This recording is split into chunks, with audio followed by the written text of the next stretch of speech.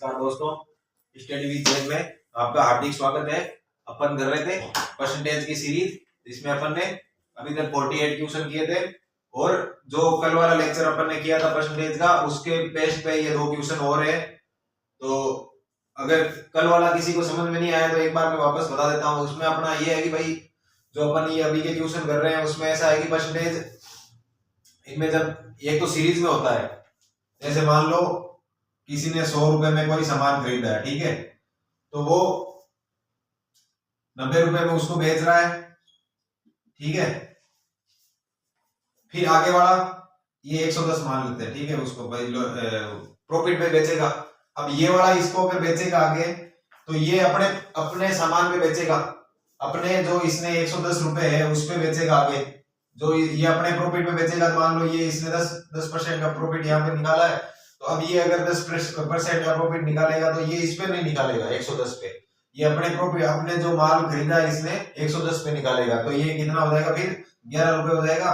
तो यहाँ से 121 हो जाएगी इसकी वैल्यू, ठीक है। एक इस तरीके से ये है कि भाई ये सीरीज में परसेंटेज बढ़ रहे हैं। मैंने कल भी आपको बताया था कि भाई कंपाउंड इंटरेस्ट में भी ये वाला आपके काम में आने वाला है, एक ये वाला इसमें कि भाई एक चीज पे कोई परसेंटेज कोई वैल्यू बढ़ी, फिर उस पे और बढ़ी, तो उस पे बढ़ी है तो फिर डायरेक्ट अपन उसके अगले वाला परसेंटेज मल्टीप्लाई करेंगे, ठीक है। या फिर ऐसे होता है जैसे अपन ने वो चुनाव वाला किया था कि भाई 100% वोट है, ठीक है, तो इसमें टुकड़ों में तोड़ दिया इसको कि भाई 3-4 टुकड़ों में तोड़ दिया। मान लो 4 कैंडिडेट है तो इसमें 100% अपन ने टोटल मान लिया, तो मान लो इसको 40% मिले, इसको 20% मिले और इसको 10% मिले हैं, और पीछे कितने बचे 30%। तो अपन इसमें डायरेक्ट कैलकुलेशन इनकी कर सकते हैं। एक तो इस तरीके से होता है, एक इस तरीके से परसेंटेज होता है कि भाई इससे आगे ये। तो अपन ये जो क्वेश्चन कर रहे हैं अभी मैक्सिमम इस पे बेस्ड है, ये वाले तो चलो कोई भी कर सकता है इसमें, तो इस पे क्वेश्चन इतने ज्यादा बनते नहीं। इन पे बेस्ड ऐसा है कि भाई कंपाउंडिंग पे बेस्ड है ये, ठीक है।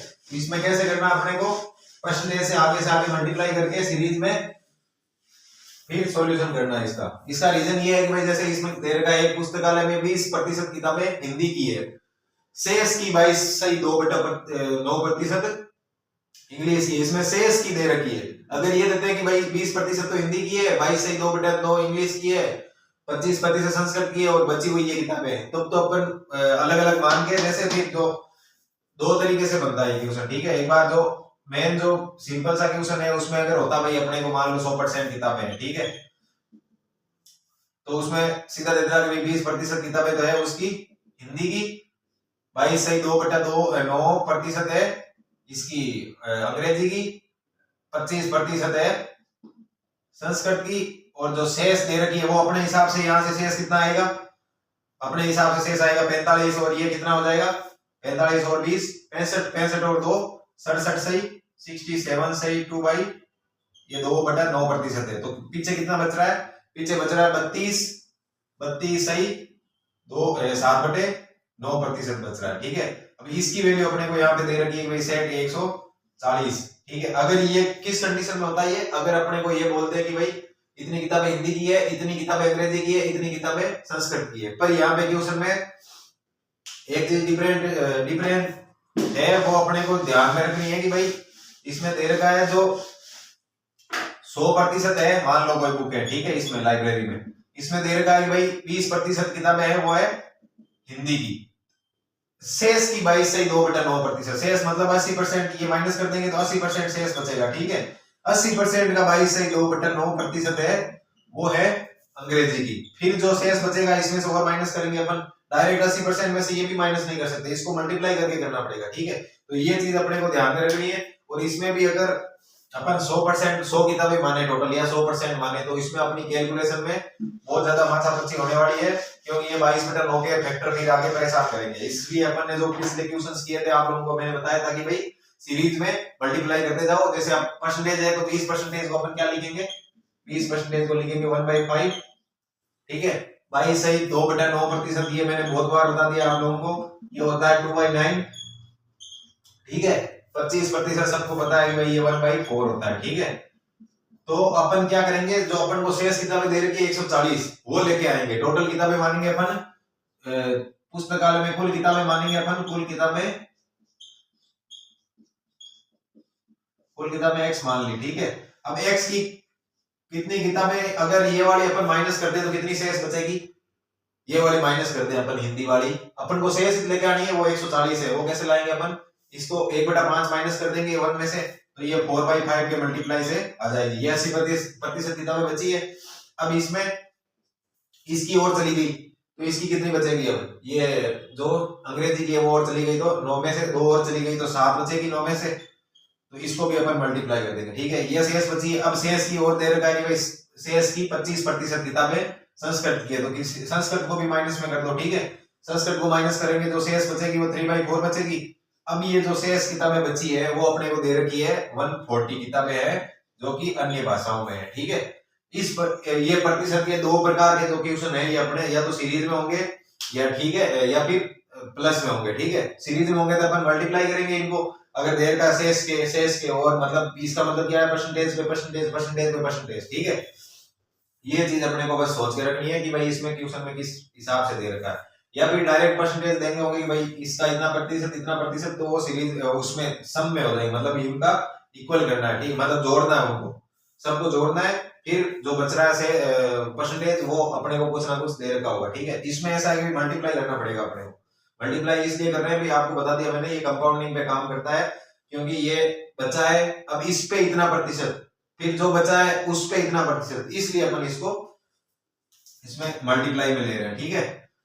तो ये लॉजिक है इसके पीछे का। पिछले 3-4 क्वेश्चन भी अपन ने ऐसे ही किए थे, तो अपन ने इसमें ये समझ लिया, ठीक है। तो अगर x की वैल्यू अपने को यहां से निकालनी है तो 7 दूनी 14, तो x की वैल्यू यहां से आ गई 15 मल्टीप्लाई बाई 20, तो x की वैल्यू यहां से 300 आ गई, ठीक है। अब आप लोग इसको वापस क्रॉस चेक भी करोगे ना, अगर यहां से भी उल्टा यहीं से स्टार्ट करोगे तो सारे आंसर मैच करने हैं आपके, क्योंकि अपन आंसर किसी भी तरीके से लेके आए, आंसर हमेशा एक ही आता है मैथ्स में, ये आप लोगों को पता ही है। 300 का 20% किताबें हिंदी की है, तो पीछे कितनी बचेगी, 280 बचेगी।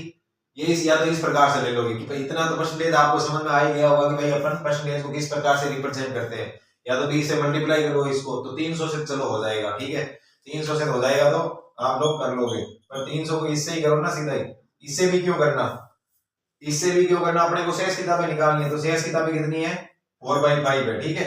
4/5 है, 4/5 से यहां से देख सकते हो आप लोग, जो भी आएगा ये शेष किताबें होगी, ठीक है। अब शेष किताबों का 22.2/9% अंग्रेजी की है, तो फिर इसमें से जो शेष बचेगी वो कैसे होगी, 7/9 से अपन मल्टीप्लाई करेंगे, जो भी किताबें इनकी शेष की 7/9 किताबें होगी।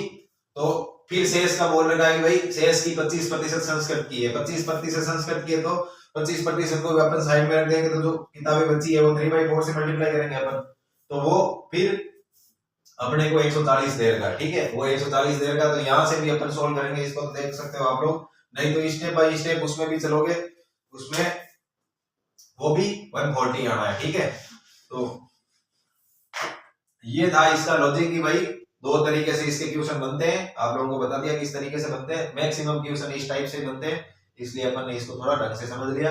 अगला क्वेश्चन है अपना, ये एक बार वापस बताना है क्या, अब क्या बताना है, इसमें बता ही दिया कि भाई x कुल किताबें मान ली, इसकी जो शेष बची है वो 4/5 है, फिर इसकी शेष बची वो 7/9 है, इसकी शेष बची 3/4 है, तो टोटल फिर शेष कितनी बची है, 140 बची है, तो x की वैल्यू हमने यहां से निकाल दी।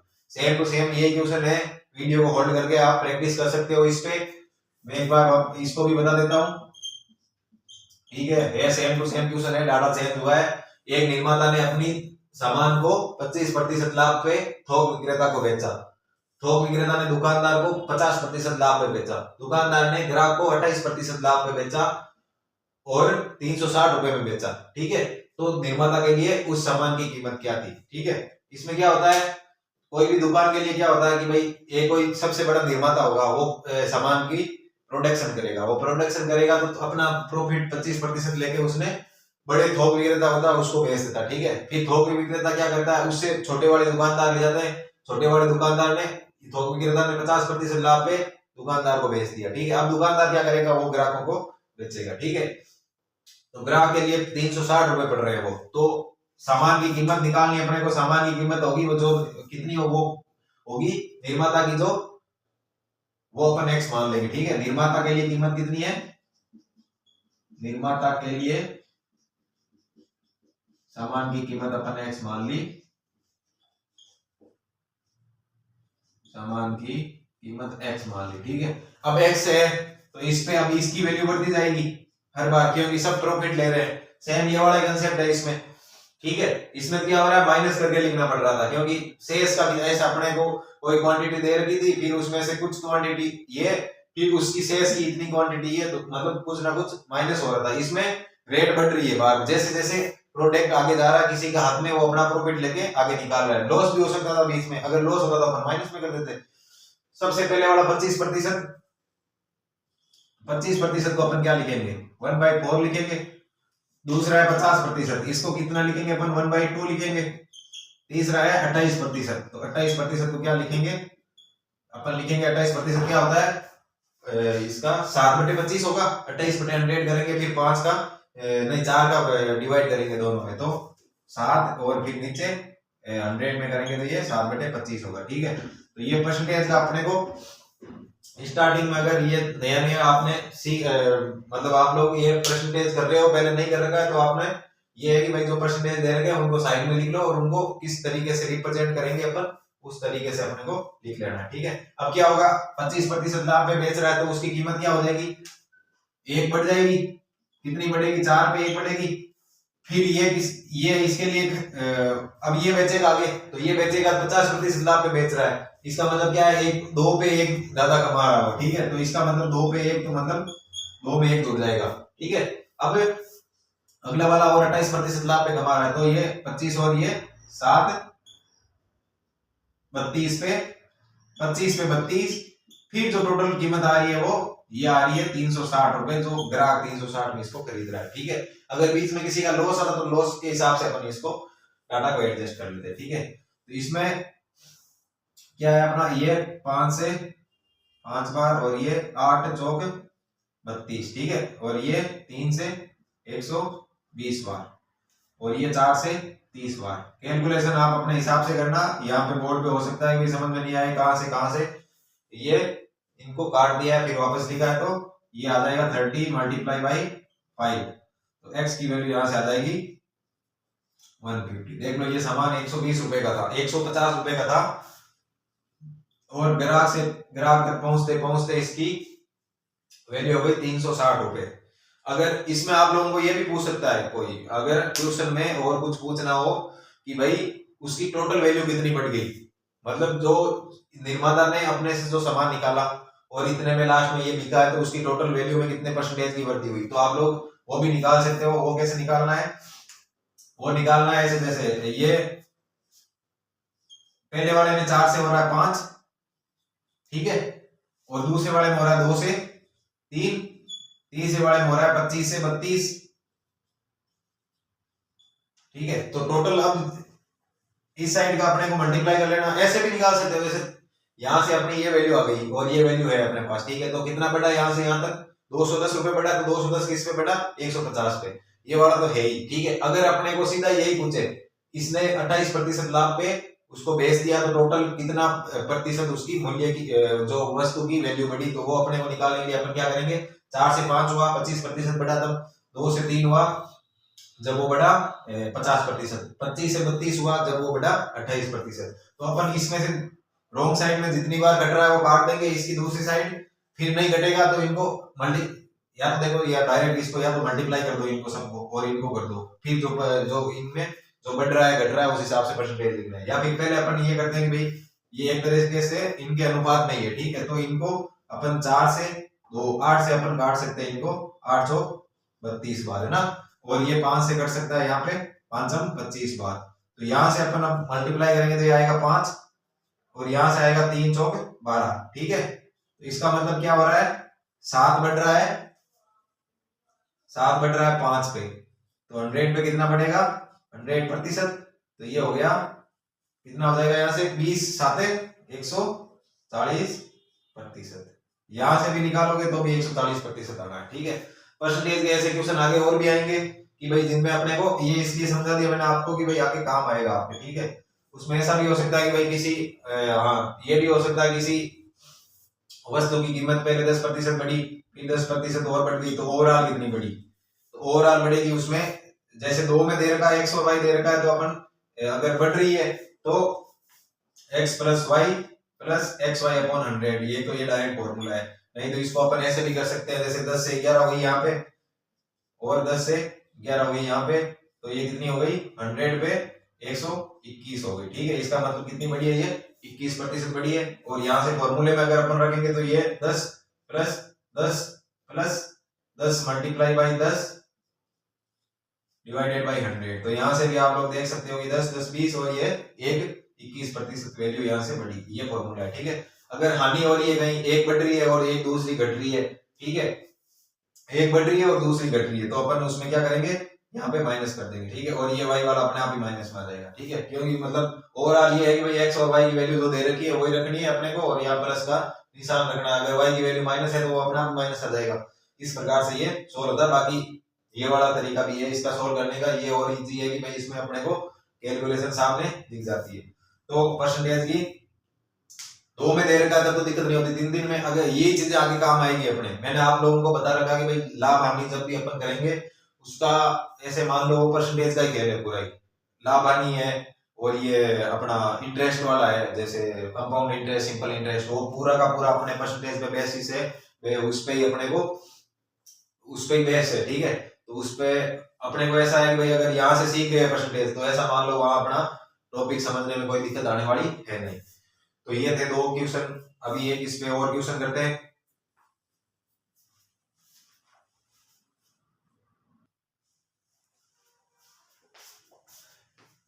ये अपना क्वेश्चन है, ये दोनों का मिक्स रूप है, जो मैंने आपको अभी समझाया था ना कि भाई एक तो सीरीज में होता है और एक नॉर्मल सम में होता है उनका, ठीक है। सीरीज में होता है तो अपन आगे से आगे मल्टीप्लाई करते रहते हैं, और तो नॉर्मल होता है तो उसमें अपन जोड़ देते हैं सीधा, ठीक है। तो इसमें दे रखा है एक आदमी आय का 20% भोजन पर 16% बच्चों की शिक्षा पे खर्च करता है, शेष आय का 60% मनोरंजन और परिवहन पर और 20% मेडिसिन पे खर्च करता है। इन सब के बाद उसके पास 3200 रुपए बच जाते हैं, तो उसकी अपने को मासिक आय ज्ञात करनी है। तो दोनों का मिक्स रूप है। इसमें अपने को क्या है कि भाई शुरुआत में क्या कर रहा है, वो आय का 20% भोजन पे और 16% बच्चों की शिक्षा पे, तो 20 और 16 तो 60 में हो जाएंगे, 36% तो अलग से करेगा। फिर है कि भाई शेष आय का, तो टोटल मान लो यहाँ पे 100% है, ठीक है। तो अब 100% से इसको 2 भागों में बांटेंगे अपन, ठीक है। तो 20% कर दिया इसने प्लस 16% यहाँ पे कर दिया, ठीक है। अब जो शेष आय बची है, शेष कितनी बची है, इनको माइनस कर देंगे अपन 100 में से, तो जो 36 और इसमें से माइनस करेंगे तो ये 64, ये शेष आय है ना, शेष कार्य नहीं आई है,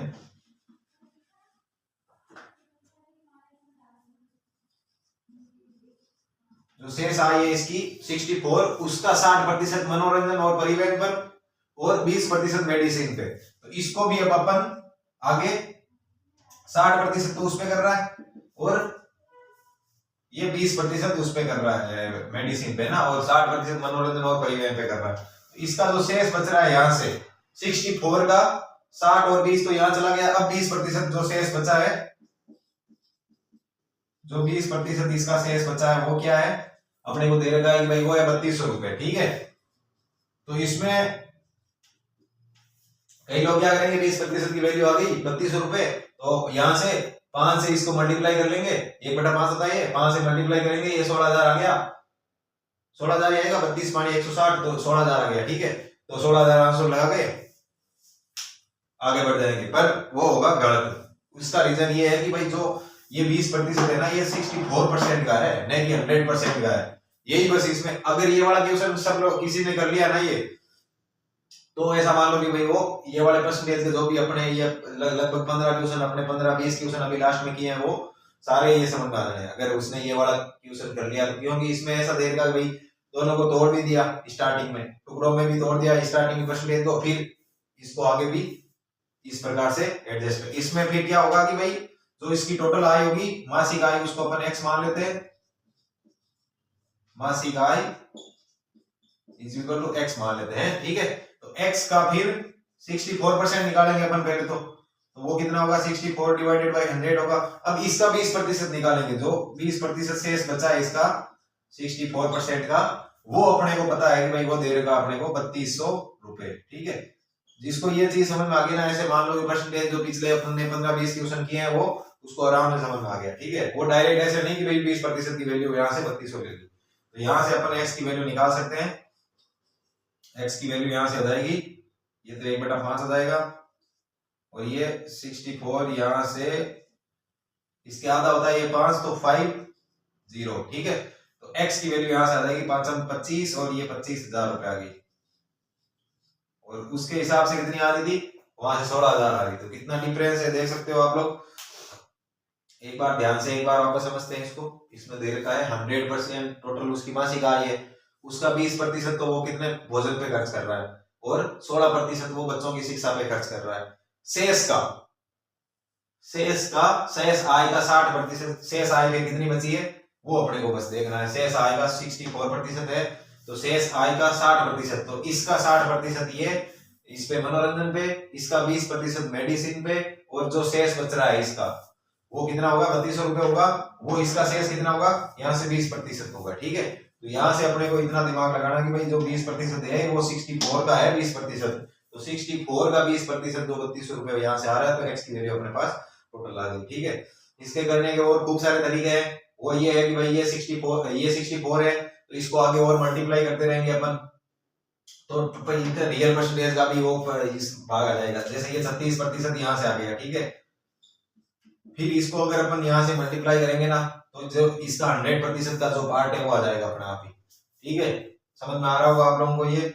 और 20% को इससे डायरेक्ट मल्टीप्लाई कर लिया अपन ने, तो जो इसका 100% का वो परसेंटेज का यहाँ से आ जाएगा। फिर जो 100% का बचेगा यहाँ पे उसको मान सकते हैं, जो होगा वो आ जाएगा, ठीक है।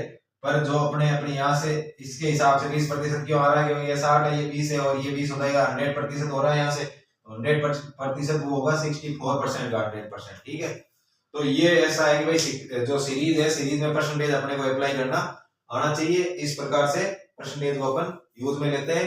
बाकी देखो करने के तरीके खूब सारे हैं, इसको करने के तरीके खूब सारे हैं। पहले x मानो, उसमें से 20% माइनस कर दो, फिर उसमें से और 16% माइनस कर दो, ठीक है। उसमें से और 16% माइनस नहीं कर सकते। ये देखो चीजें यही सीखने की होती है कि भाई 20 और 16 दोनों जुड़ के माइनस होंगे, क्योंकि वो टोटल पे 16% कर रहा है। यहाँ पे फिर शेष पे अगर करते हैं तो फिर उस हिसाब से अपन इस पे ऑपरेशन करते हैं, ठीक है। तो ये क्वेश्चंस इस तरीके से क्वेश्चन जो बनते हैं वो अपने हो गए। अब थोड़े बहुत क्वेश्चन और बचे हैं अपने, जो वेन डायग्राम के क्वेश्चंस है वो करेंगे अपन नेक्स्ट लेक्चर में।